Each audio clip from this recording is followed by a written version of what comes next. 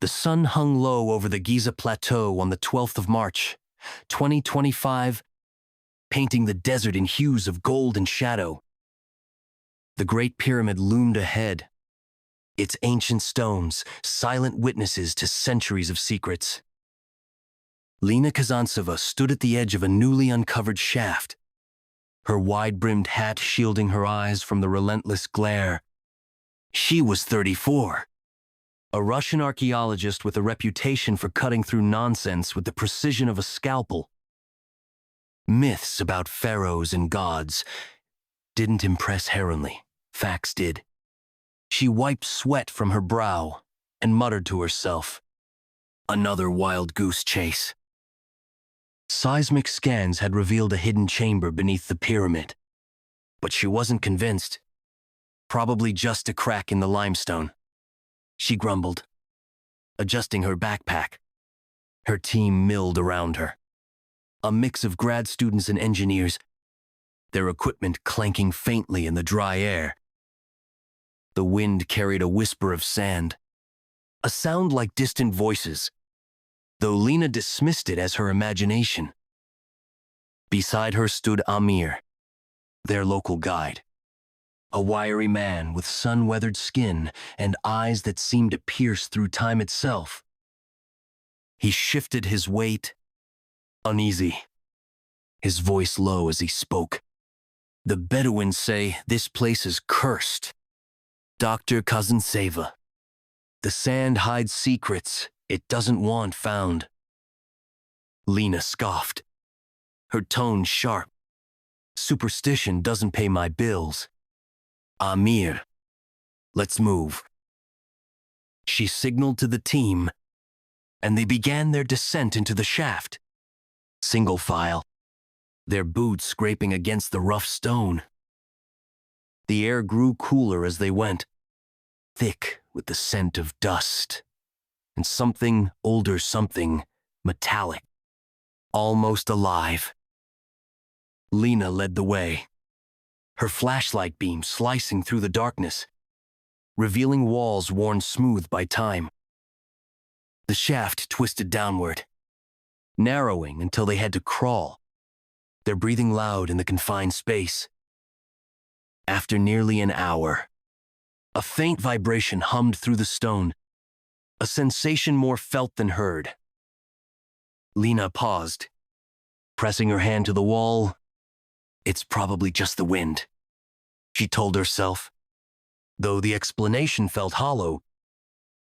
Behind her, Amir murmured something in Arabic, a prayer or a warning. She couldn't tell. "Keep moving," she called back, her voice echoing. Finally, the tunnel widened, and they stumbled into a chamber unlike anything Lena had ever seen. The space was vast, its ceiling lost in shadow, its walls unnaturally smooth, as if carved by hands that knew no imperfection. The air buzzed with that same vibration, now a steady hum that seemed to pulse in rhythm with her heartbeat. In the center of the chamber stood a Structuria bronze apparatus, towering 6 feet high, its surface adorned with gears, orbs, and intricate inlays of gold that caught her light and threw it back in shimmering flecks. It looked like a mechanical planetarium, but ancient, impossibly ancient, frozen in a state of perfect preservation. Lena stepped closer, her skepticism warring with a flicker of awe. "What is this?" she said aloud, her voice small in the cavernous space. One of her students, a nervous young man named Hassan, whispered, "It doesn't look Egyptian. No hieroglyphs. No symbols." Lena nodded slowly, her mind racing. It wasn't like anything she'd studied, not dynastic, not even pre-dynastic. She reached out, her fingers hovering over the cold metal. Lena stood in the chamber, her flashlight beam dancing across the bronze apparatus as she waited for Mark Weir to arrive. The hum from the machine filled the space, a low, insistent drone that seemed to vibrate in her chest. She paced around it, noting every detail: the gears, rusted yet precise, the orbs embedded in its frame, each one faintly translucent, like clouded glass. It wasn't Egyptian. That much was clear. No hieroglyphs, no familiar motifs. She muttered to herself. Maybe Hittite? Minoan? But even those didn't fit. The craftsmanship was too advanced, too alien. Behind her, Amir lingered near the entrance, his silhouette tense against the dim light of the tunnel. He hadn't spoken since they'd entered, but his silence was louder than words. She ignored him, focusing on the machine. Her radio crackled, and a voice broke through. "Dr. Kazantseva, Weir's on his way. ETA, 20 minutes. Good," she replied, clipping the device back to her belt. Let's hope he's less insufferable underground. 20 minutes later, the sound of clumsy footsteps echoed down the shaft, followed by a familiar, breathless voice. "Oh, this is bloody brilliant." Mark Weir stumbled into the chamber, his lanky frame hunched from the crawl, his oversized glasses fogged with sweat and excitement. He was a British linguist in his late 30s, with a mop of unkempt hair and a wardrobe that screamed thrift store reject corduroy jacket. Flared jeans. The works. Lena rolled her eyes. He looked like he'd stepped out of a bad 70s sci-fi flick. Not a dig site. "Look at it!" Mark exclaimed, adjusting his glasses. "Pre-dynastic? Atlantean? Oh, I've got chills." "Focus. Mark," Lena snapped, her patience thin. "It's not a prop from one of your novels. Can you make sense of these inscriptions?" Mark grinned, undeterred, and shuffled closer, his flashlight trembling in his hand. He crouched at the base of the machine, brushing sand from faint etchings lines and curves that didn't match any script. Lena recognized. "Not Coptic," he muttered. "Not Sumerian. Maybe Proto-Elamite? No. Too angular." As he worked, his fingers grazed a seam in the metal, and a soft click echoed through the chamber. A panel slid open, revealing a crystal orb, no bigger than a golf ball, glowing faintly in the dark. Mark's eyes widened. "Oh, hello there," he whispered. Lena lunged forward. "Don't touch it. You." Too late. Mark pressed the orb, and the machine jolted to life. A sharp clank rang out, followed by a rising whine as gears began to turn, grinding against centuries of stillness.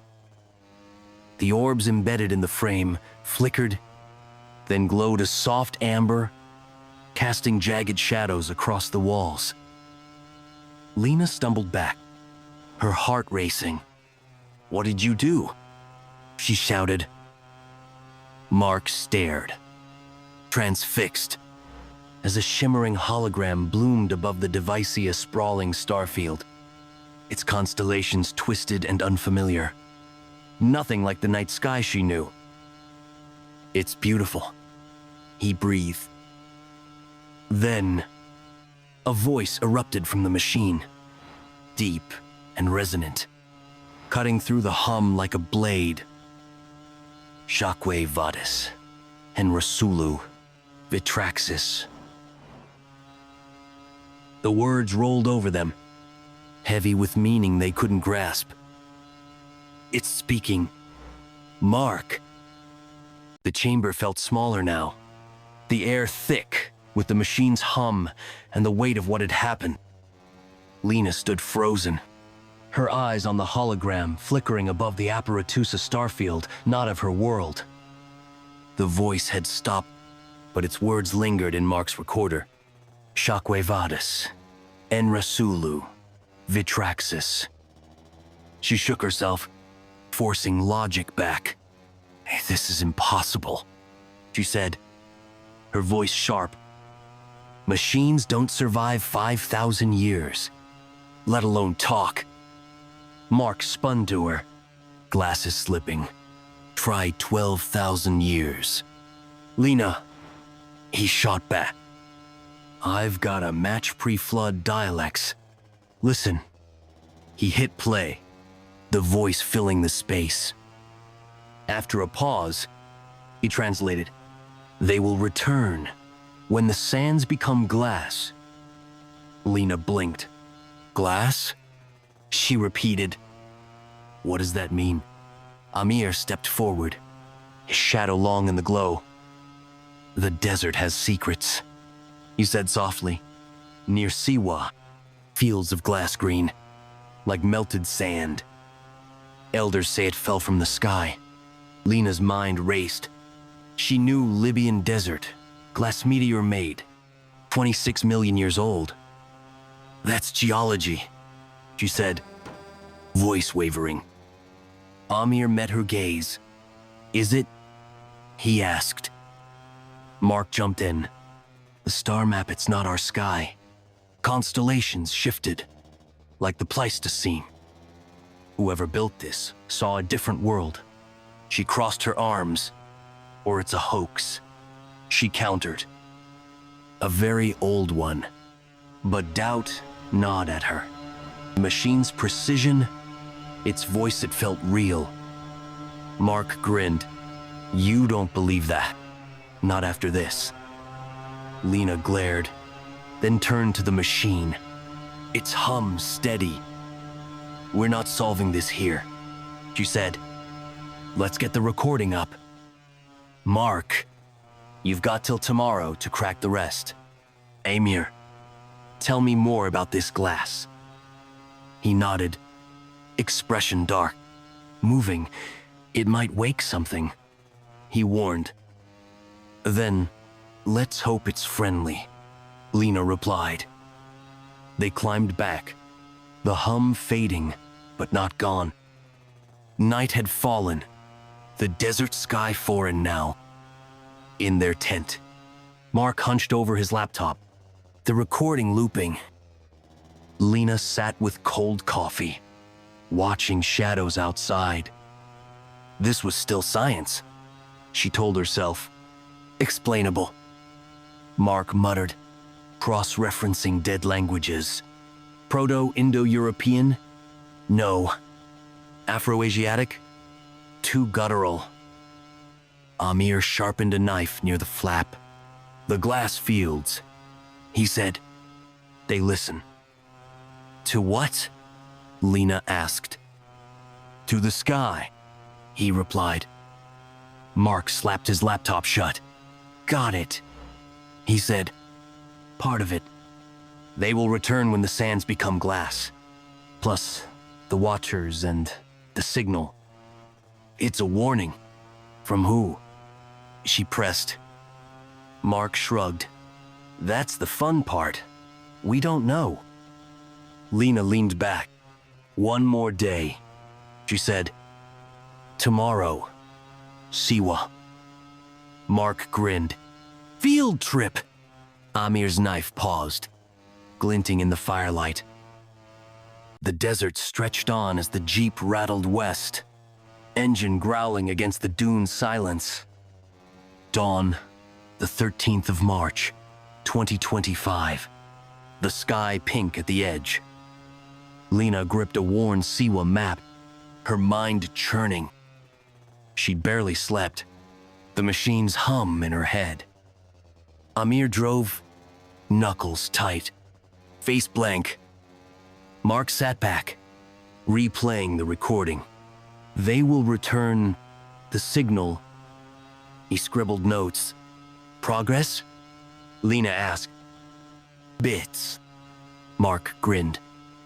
Like a puzzle with half missing. Feel it faster. She snapped. Hours later, near Siwa, the air grew still. A shimmer ahead, glass fields. Lena stepped out, boots on sand, staring.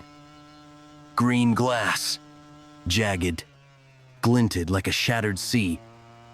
Some small, some vast, edges sharp. She knelt, fingers on its cool surface. Beautiful, she said. Just geology. Meteor strike. Millions of years. Amir joined her. Is it? He asked. Mark pointed. Look.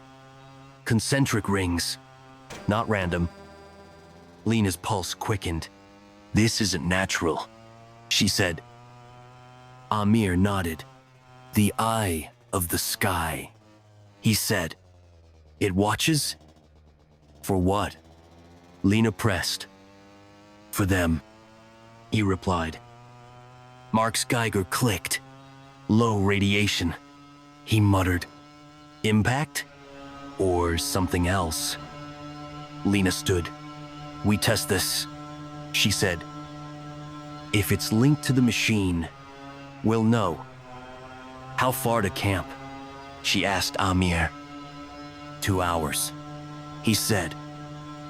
Then we bring it, Lena decided. Mark lit up. Field experiment. Amir hesitated. It might wake something, he warned. Let's hope it's friendly. Lina shot back. Back at Giza. They hauled the machine, ropes straining, its hum louder. By afternoon, it stood in the rings. Mark eyed the orb. Shall we? He asked. Lena nodded. Do it. He pressed it, and the machine woke. Gears spun. Orbs glowed. Hologram flared. The voice hit, urgent. Shockwave Vadis, Vitraxis. They will return when the sands become glass, Mark said. The ground shook. A crack split the glass. Glow pulsing below. What's happening? Lena shouted. Amir pointed. Look. Glass spread. Sand fusing. It's reacting. Mark stammered. Lena grabbed him. Shut it off. I can't, he yelled. No switch. A pulse rose, like a heartbeat from the earth. Lena's fear spiked. This isn't science, she thought. The desert air crackled as glass fields changed. Lina stumbling back, boots on crystal. The machine stood in the rings, gears spinning fast, orbs pulsing with a heartbeat from the earth. Sand fused into glass, spreading like a tide. What have we done? She shouted. Mark froze. Recorder limp. It's reacting, he stammered. Or the glass is... I don't know. The hologram flared. Stars twisting. Amir knelt, hands on ground, praying in Arabic. Lena spun. Get up. We move. He stayed, eyes on glass. It's awake, he said. The eye sees us. The pulse quickened, shaking dunes, rattling the jeep. Lena lunged. Shut it off, she yelled. Can't, Mark shouted. It's on its own. She glared at the orb, fist raised, but a clank stopped her. The hologram shifted. Stars gone. A beam shot skyward. Night, lit up, beam-piercing clouds, sand glowing white. Lena shielded her eyes. "What is that?" she demanded. Mark looked up. "The signal," he whispered. "It's sending it." The beam stood tall, glass curling up, jagged like teeth. Air sharp with ozone. Pulse louder call. Lena's skepticism broke, fear rising. Beyond us, she thought. She grabbed Mark. "We're leaving," she said.